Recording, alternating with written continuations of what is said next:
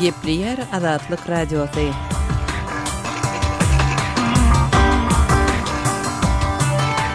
Akşamınız hayırlı bolsun hormatly radio dinleyijiler. Şuun 2016-njy ýylyň 17-nji marty hepdäniň penşenbe güni.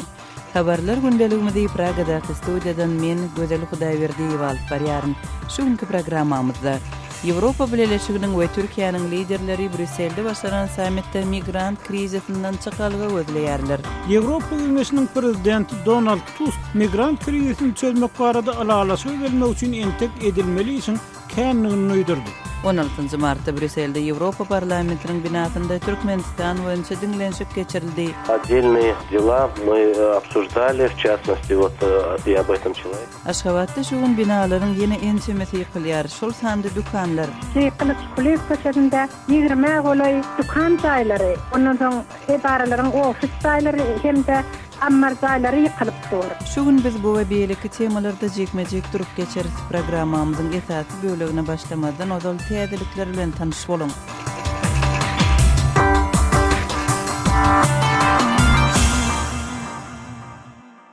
Birleşen Ştatlaryň prezidenti Barack Obama we dünýäniň uly ykdysadyýetli döwletleri Ortiýatyň prezidenti Vladimir Putini Ukrainaly pilot Nadia Savchenkony boşatmaga çagyrdylar. Obama Putin bilen 16 martda telefon arkaly geçiren gepleşiginde öz tutsaglygyna protest bildirip başlyk eglan eden Savchenkony boşatmagyň we bekanun tutsak edilenleri boşatmagy talap edýän Minsk galaşygyny doly berjay etmegiň zerurlygyny nyktady. Ykdysady taýdan kowatly ýurtlaryň uly 8lik guramatynyň Kiýewdäki elçisi Savchenkonyň saglygyna çynlyky aladalanma bildirdi. Bu barada Birleşen Ştatlaryň Kiýewdäki elçihanasynyň web saýtynda habar berildi. Ortiýatyň häkimetleri 34 ýaşly Savchenkony konfliktiň dowamynda iki jurnalistiň ölümine sebäp bolan ok atyşygy saatlaşdyrmakda aýplaýarlar. Prokurorlar Savchenkony 23 ýyl türme tutsaglygyna höküm etmegi soraýarlar. Bakunyň suwdy dekabr aýynda ýokary derejede dönüklükde aýplanyp suwdy edilen Avrelli Azerbaýjanly jurnalisti tutsaglykdan boşatdy. 17 martda Bakuwyň şikaýet suwdy Rauf Mirkadirowyň 6,5 ýyllyk türme tutsaglygyny 5 ýyllyk şertli tutsaglyga çalyşdy. Mirkadirow 10 sene türmeden goýberildi. Mirkadirow Ermenistanyň peýdasyna çalyçylyk etmekde aýplanyp 28 dekabrda suwdy edildi. Ol özüne ýönkelen günäni syýasy matlaply diýip adlandyrdy. Mirkadirow 2014 ýylda Türkiýeden deportasiýa edilen soň tutsag astyna düşüpdi. Jurnalistiň tutsaglygy halkara derejesinde ýazgyrylypdy. Ýewropa Birleşiginiň we Türkiýanyň liderleri 17 we 18 martda geçirilýän duşuklarynda Ege deňziniň üstünden Gretsiýa müňlerçe migrantyň geçmegini öňüne almak meselesini maslahat edýärler. Ýewropa Komissiýasynyň prezidenti Donald Tusk migrant krizisi boýunça Brüsselde geçirilýän 2 günlük sammitiň dowamynda ulalaşyk kazanmak üçin ýene köp işiň edilmeligini duýdurdy. Ýewropa Birleşiginiň liderleriniň maslahat edýän plany Türkiýanyň premier ministri Ahmet Davutoglunyň 10 gün öň teklip eden çäresini, ýagny Ýewropa Birleşiginiň Türkiýeden has köp migranty kabul eden ýagdaýynda Türkiýanyň Gretsiýaga geçen migrantlary ýygyna gaýdyp almagyny öz için alýar. Emma bu çäre Türkiýanyň Ýewropa Birleşigine goşulmagy boýunça gepleşikleriň daşyndaky dawa sebäpleri edildi. Hususan da Türkiýanyň we Kipriň arasynda uzak wagt bäri dowam edýän dawa Ankaranyň Türkiýanyň deňiz portlaryny we aeroportlaryny Ýewropa Birleşiginiň beýleki agdalary ýaly Kipr üçin hem el ýeterli etmekden güzöwürdi.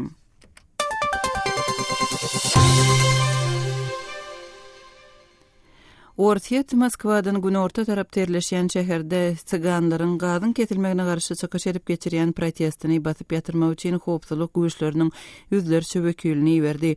17 martda Tula regionunyň Plehanowa şäherinde 500 çemesi howpsuzlyk wekili ýerleşdirildi.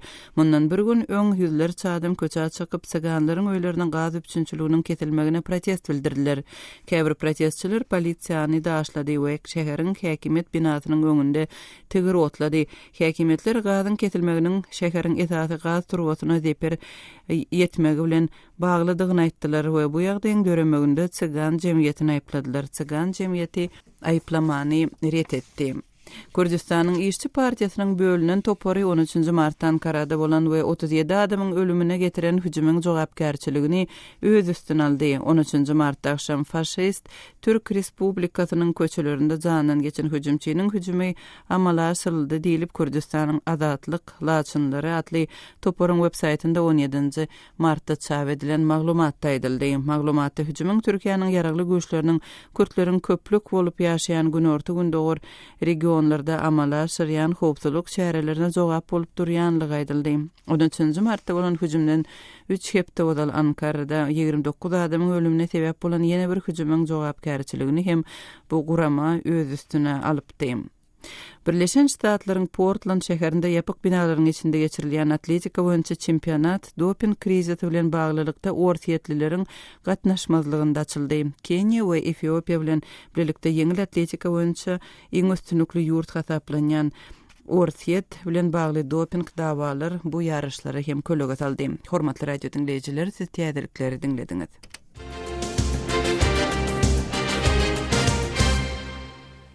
Gepli yer Azatlyk Radiosy. Habarlar gündeligimizde başlaýarys. Ýewropa Birleşiginiň we Türkiýanyň liderleri 17-nji martda Brüsselde migrant krizisi boýunça başlanan 2 günlük sammitinde Egey deňziniň üstünden Gretsiýa müňlerçe migrantyň geçmeginiň öňüni almak meselesini maslahat edýärler. Maslahatda krizis boýunça Türkiýanyň öňe süren teklipleriniň hem seredilmegine garaşylýar. Ýewropa Birleşiginde ýakyn gündogorly bozgunlaryň Ýewropa aşmagy bilen bagly mesele boýunça geçirilýän diskussiýalar barada kardeşim Ýowşan Anurwanyň maglumatyny dinleýäli. Ýewropa Birleşiginiň we Türkiýanyň liderleri 17-nji 18-nji martda müňläp migrantyň Egey deňzi arkaly Gresiýa dökülmegini togtatmak barada alalaşyk üçin nuşýar.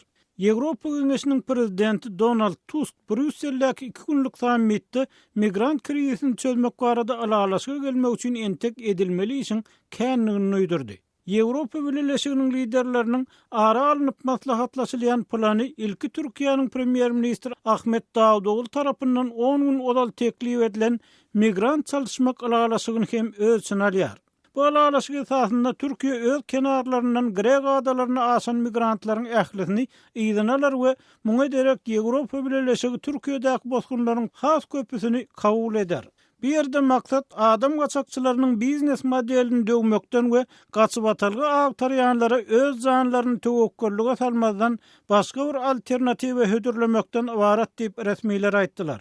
Taslama dokumentde bu plan adamlaryň jebir çekmegini soňlamak we jemgyýetçilik tertip düzgünini dikeltmek üçin zerur bolan wagtlaryň we adatdan nasar çäri hökmüni häsiýetlendirilýär. Emma Türkiýanyň Ýewropa Birleşigine goşulmak baradaky gepleşikleriň oňuşmazlyklary, hususan Türkiýe bilen Kiprň arasynda uzaga çeken konfliktlerli tutuş alalaşygyň başa barmazlyk töwekkelligi bar. Bu konflikt Ankarany Kiprä Ýewropa Birleşiginiň beýleki döwletlerine Türk portlary we uçar meýdanlary wagtda beren hukuklaryny bermekden ýüze gurmel edipdi. Kiprň prezidenti Nikos Anastasiadis egerde Ankara Kiprä karar etmek barada alalaşyga gelse, diňe şonu goşulmak baplaryna goýulan we tany ýatyrjakdygyny aýtdy. Türkiýe bolsa muňa derek özüniň demirgalyk Kipr'däki ýaranlaryna egleşik edilmegini isleýär. Ýewropa Birleşigi şu daga çeken we çysyrymly dawalar sebäpli Türkiýe täze goşulmak baplaryny açmak üçin mümkin bolýança çal diňe karara taýýarlyk teklibini diýär we bu gümürtük teklibiň Türkiýany öýkeletmek mümkin diýip resmiler aýtdylar. Sebäbi bu plan Türkiýanyň ähli migranty öz territoriýasyny saklamagyny talep eder. Bundan başga Ankara bu şertnamanyň talaplary boýunça resmi borçlaryny çäklendiren hem bolsa Ýewropa Birleşigi Türkiýanyň gaçyp atalgy agtarjylar goramak üçin Ženewa konwensiýasyna laýyklykda kanun kabul etmegini talep edýär. Ýewropa Birleşiginiň resmileriniň pikirlerine görä Gresiýada toplanan migrantlaryň barha agyrlaşýan şertlerini ýeňletmek üçin adamlary Türkiýede saklamakdan başga alternatiwa görünmeýär. Sebäbi geçen hepde Balkan döwletleri öz şirketlerini migrantlar üçin ýapanyndan soň Grek Makedon şirketiniň Grek tarapynda ýam 40 000 çemesi adam toplandy. Bu plan gaçyp atalgy agtarjylaryň kanuny gowy hukuklaryny saklap kalmagyň çäresini gözleýär. Ýewropa Birleşiginiň resmileri umumy maksadyň adamlaryň köpüsiniň hatda Egey deňzinden Gresiýa aşyk bolmaga synaşmagynyň hem öňüni almakdan, geçen ýyl günne müňlerçe adamy ýeten migrant akymyny togtatmakdan awaratdygyny taýýarlar. Türkiýanyň bol alaşykasyndan migrantlaryň ählisini ýygyny almak bilen ol öz alan her migrant üçin Ýewropa Birleşiginiň gaýtadan ýerleşdirmäge bir bosguny kabul etjegine kepillik alar diýip resmiler aýtdylar. Kardeşim Ýoşan Anurwanyň maglumatyny dinlediňiz.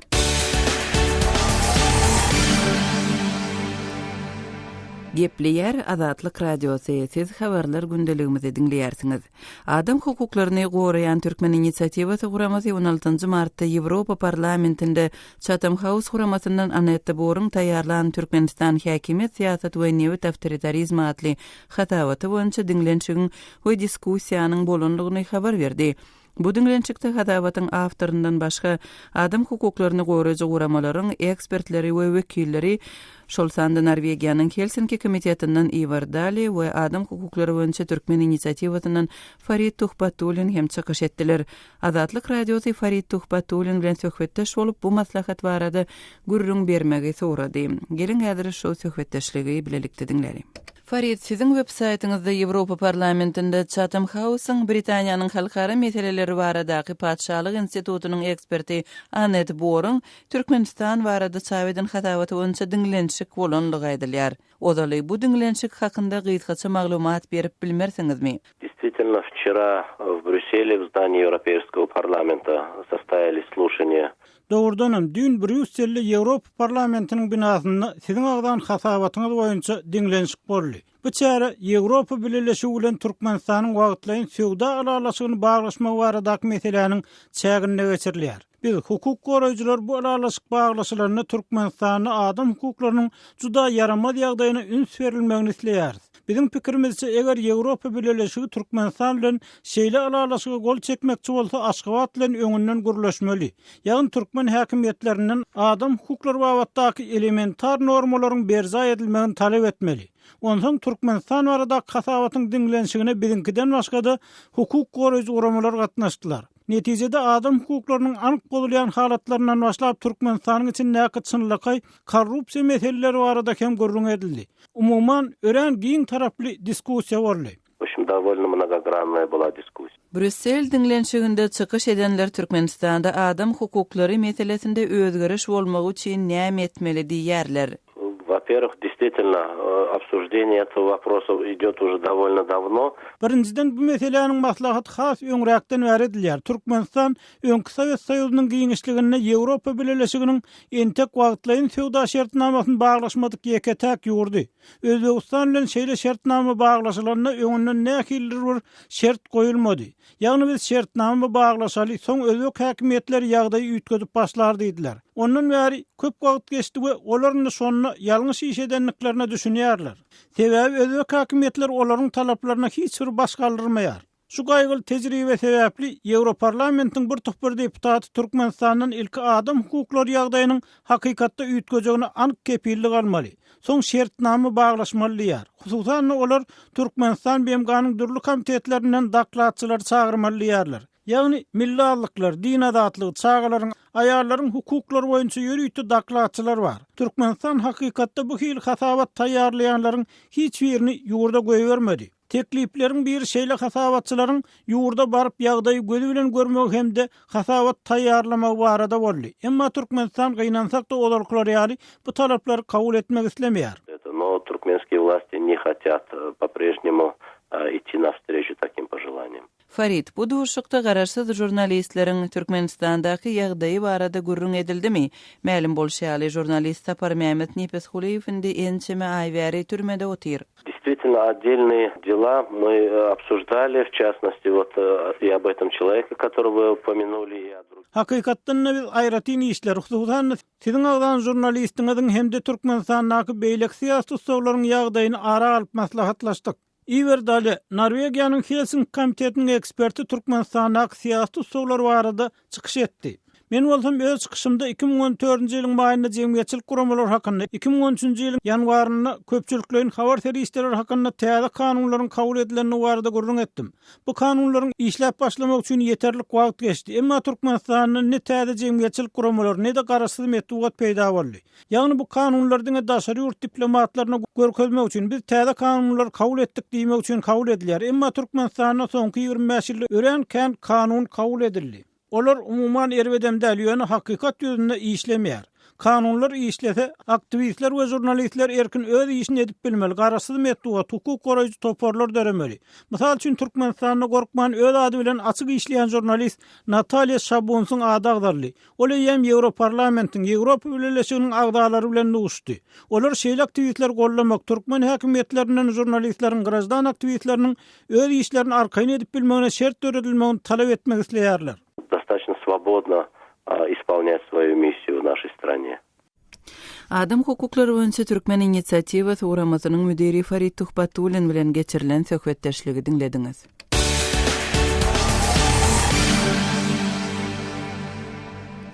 Aşgabatda binalaryň ýene ençemeti ýykylýar. Şu gedek dukanlaryň hem ýumrulýanlygy habar berildi. Diňe şu hepdeniň başyndan bäri Aşgabatda ýaşaýyş çağlar saglyk merkezi we ýene onlarça bina ýumruldy. Soňky ýagdaýlar barada habarçymyz Sultan Açylow bilen geçirilen söhbetdeşligi dikkatiňize höderleýär. Sultan daýda şu günler Aşgabatda ýene ençeme binanyň birden ýumrulýanlygy barada habar berdiňiz. Bu binalar nerede ýerleşýär we nämeler ýumrulýar? Hawa gözelşi Aşgabat şäherinde Esasanın häzirşi demir ýoluň gaýry ýüzündäki raýonda ken edara jaýlary, ýaşaýyş jaýlary ýumrulýar. Şolar bilen bir hatarda edil häzir Kılıçkuleýew köçesinde 20 golay dukan jaýlary, ondan soň edaralaryň ofis jaýlary hemde ammar jaýlary ýykylyp dur. Sultan daýda şol dukanlaryň we şol jaýlaryň ýykylýanlygy barada olaryň eýelerine öňünden duýduruş berildimi, düşündürüş berildimi, näme sebäpden ýykylýar şol jaýlar? Şol jaýlaryň, şol dukanlaryň ýykylmanyň esas sebebi Kılıçkuleýew köçesi boýunça şu köçeniň bütün uzaýlygy boýunça ýa-ni rekonstruksiýa işleri geçirilip ýör. Şonuň 2 ýerinde de täze binalar gurulýar.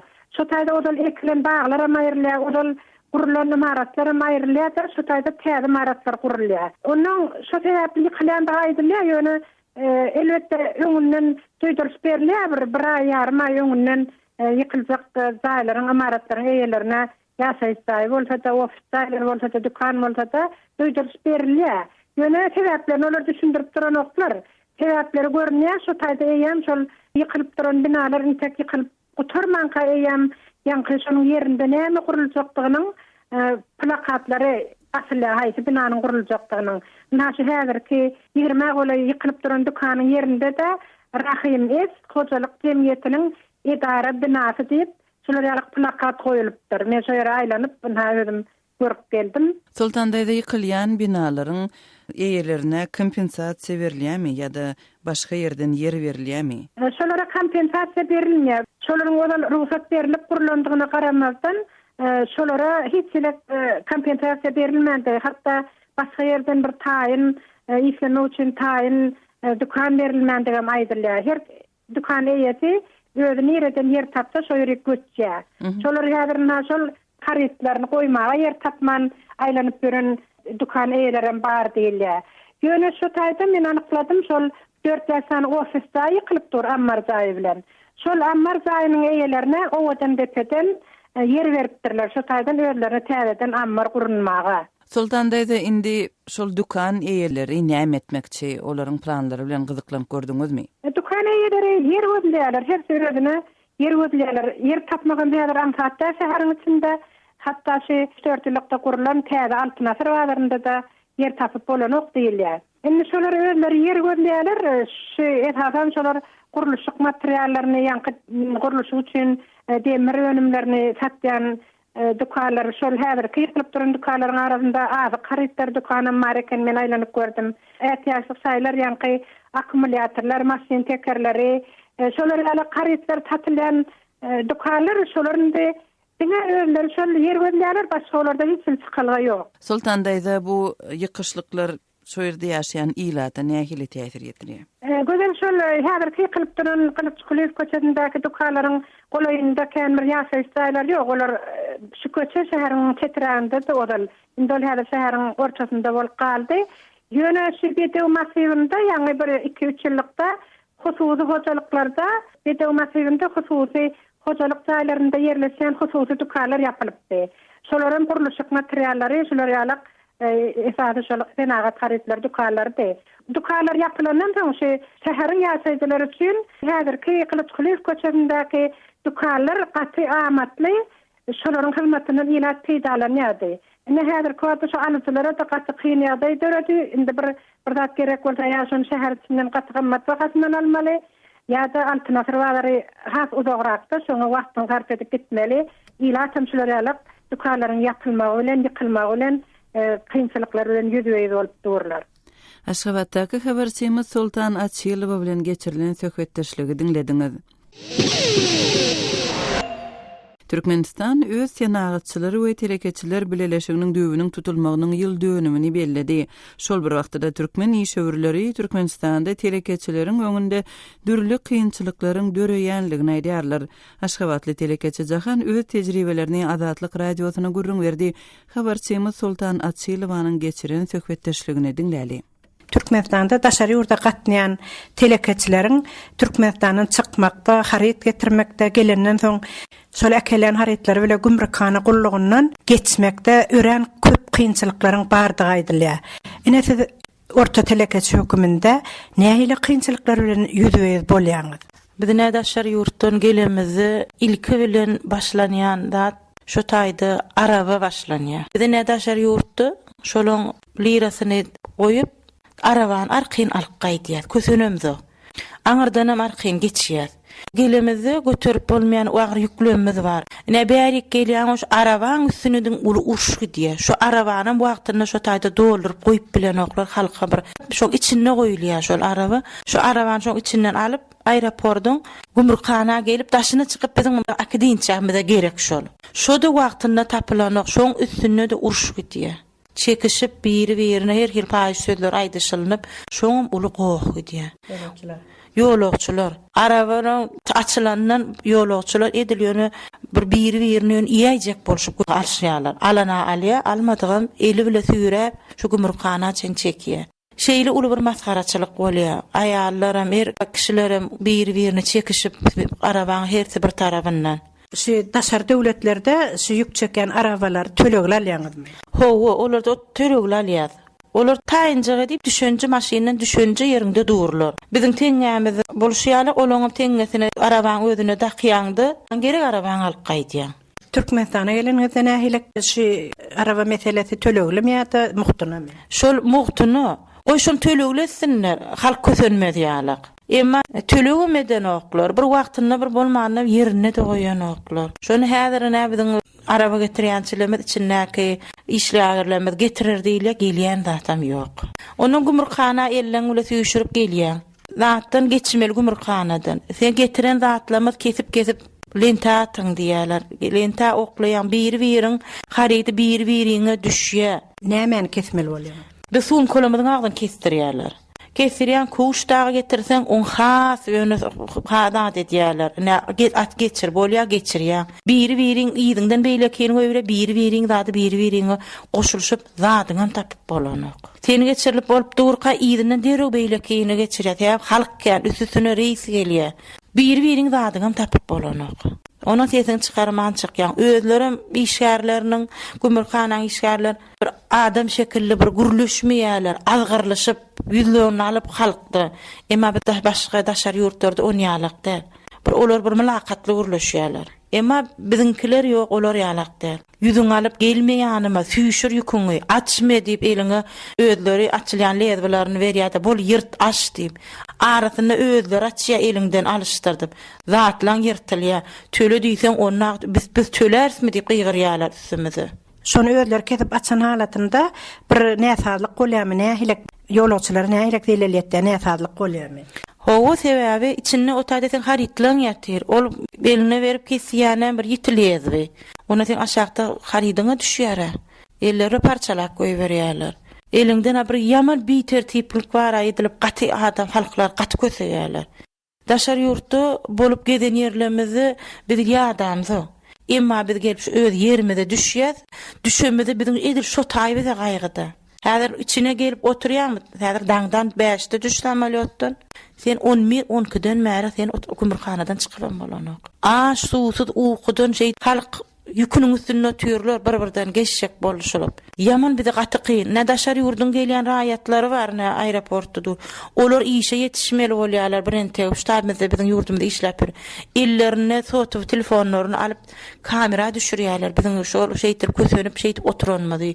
Ne özlerem geçip bilen oklar olar. Ene bir şolar ýaly kyn ýagdaý bolýar. Şu ýakynda döwlet ýolbaşçysy gümrük gullugynyň ýolbaşçysyny täzeledi. Şundan soň ýagdaý ütgemedimi? Yok, hiç ütgän ýagdaý ýok. Şol halkyň şu taýda edil şoň agdyna baranda gümrükxana baranda kösönüşi şoň ýalam kösönüşlik. Gowluga garşy bizde hiç zat ýok. Şol öňkü duruşy ýalyk. Oşo taýdaky aýaly işgärleri dağlaşık guruluşýarlar. Bol geçýär, getirberik elindäkini diýip şol aýal dağlaşyp gaty guruluşýarlar. Sesini çykarman geçip gaýtýan gaharaň elip. Gaty dağlaşyp bara bir adamyň mertebesini pis eltip gurulýarlar. Bizim gumrukhanamyzyň ýagdaýy şolar ýalyk. Adam däl ýalyk etip goýýarlar. Bizim mara gaty şu tarabymyzy gaty kemsitýärler, öz halkyny özler kemsitýär. Habarsima Sultan Çylowanyň Aşgabatly terekeçi Zahan bilen geçiren söhbetdeşligini dinlediňiz. Owganistan neşe önümçülüğünün esasy ojagy hasaplanýar. Birleşen Milletler Guramasy Owganistandaky neşe önümleriniň dünýäde neşekeşlik howpuny güýçlendirmegine aladylanma bildirýär. Şol wagtda Owan resmiýetleri Owganistanyň içinde de neşekeşligiň gitdigiçe möwjalýanlygyny aýdýarlar. Kabuldaky habarçymyz Şamirdan Gulumradynyň maglumatyny dinläli. Afganistan neşe maddasyny öndürmekde dünya boyunca birinciligi başga bermän gelýär. Dünyada sarf edilýän neşe maddasynyň 90%-den guragynyň Afganistanda öndürilýändigini Birleşen Milletler Guramasynyň neşelere we halkara jenaýatçylygyna garşy güreş boýunça adarasy ma'lum edýär. Afganistanda neşekeşligi uçuralaryň sany gün saýyn artýar. Bu ýurtda neşekeşligi uçuran adamlaryň sany 5 millionyň geçipdir. Afganistanyň neşelere garşy güreş boýunça ministerliginiň geçirenleriňden belli boluşuna görä aýal we çagalardan neşe belasyny uçuralaryň sany artypdyr. Afganistanyň neşelere garşy güreş boýunça ministerliginiň sözçüsü Muhammed Hanib Danışýaryň Azatlyk radiosyna aýtmagyna görä, Afganistan boýunça 5 millionyň gurak neşekeş bar. 5 milyonyň 800 000 aýal neşekeşdir. 1 milyon çaganyň hem neşe belasyny uçuranlygy hasaba alınıpdyr. Aýal gyzlaryň we çagalaryň arasynda neşekeşlige ýolgallaryň sany gitdigiçe köpelýär. Ýaşlaryň neşe belasyna uçuramagynyň bir sebäbi işsizlik bolup durýar diýip sözçi aýtdy. 5 milyon معتاد در سطح افغانستان تشخیص داده شد. 800,000 معتاد زن، 1 milyon معتاد اطفال است. Afganistanda neşelere garşy güreş boýunça dünýä jemgyýetçiligi bu ýurdun hökümetine milyonlarça dollar pul kömek etdi. Şoňa garamazdan Afganistanda göknar önüminiň ýyl saýyn artýanlygy aýdylýar. Afganistanda neşekeş bejerilýän 170 saglyk merkezi bar. Neşekeş aýallaryň bejergisi üçin hem ýürüýte saglyk merkezleri guruldy. Saglyk merkezlerine halkara guramalar kömek edýär. Kabulda neşekeşleri bejerilýän 1500 oruluk keselhananyň lukmany Wahidullah Koşanynyň aýdysyça saglyk merkezinde şu ýylyň dowamında 500-den gurak neşekeş bejerilipdir. Olara hüner öwredilipdir. Neşekeşligi terk edenlere hüner öwretmek boýunça Afganistanyň hyzmat we sosial üçinçilik ministerligi biz bilen hyzmatdaşlyk etdi. Neşekeşleriň bu beladan gutulanyndan soňra olaryň bir güýmenjesiniň bolmagy ören zerurdur. Müňlerçe neşekeş saglyk merkezlerinde bejergi alýar. Gynansagam olaryň aglabasy ýene neşekeşlige ýudurýar diýip Lukman aýtdy. Bu merizalar ba şekilde dawatalabana ba wazarat muhtarama kar we umur ijtimai marifine buden merizaya ki dawlayat buden. Afganistanyň hyzmat we sosial üçinçilik ministerliginiň wekili Ali Iftikhariň Azatlyk radiosuna aýdyşyna garanda neşekeşligi terk eden adamlara dürli ugurlar boýunça hüner öwredilýär. خیاطی است، ترمیم موتور، ایرکندیشن سازی، یخچال سازی است، دوانی است، کامپیوتر است، انگلیسی است. Neşekeşlik belasy Afgan türkmenleriniň arasynda da bar. Käbir türkmenlenanlaram neşe belasyna uçurapdyr. Afgan türkmenleri Demirgazyk, Gündogar we Günmotor Afganistanyň 6 welaýatynda kowçum bolup ýaşaýar. Demirgazyk Afganistanda da göknar önüminiň artanlygyny yerli resmiler aýdýar.